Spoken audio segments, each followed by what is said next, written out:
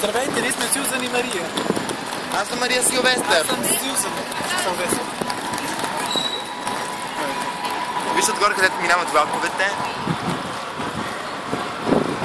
Отгоре над главата ни минават влакове.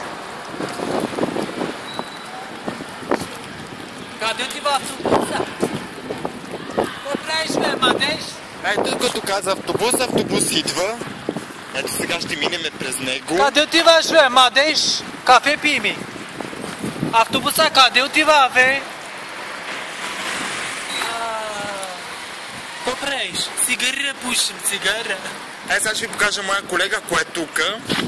Ето, той стана вече. Ето го, той станал, събудил се вече. Мина обед, той се събуди горкия.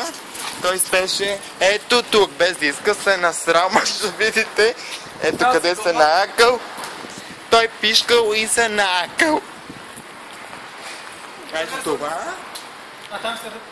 А там се рът, ето там е среща, се рът и каят. Какво ли ги еде? Аз не. Аз.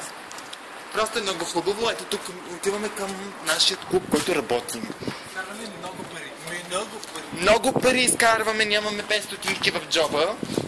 Нямаме 5 стотинки да се разкръстим така за Господа. А ние сме църква. Ние сме бедни. Защото не сме църква. Мали ризата ми при него стана.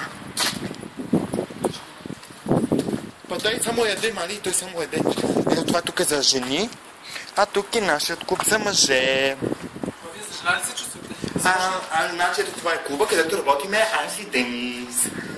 Пристигнахме. Това беше довиждане.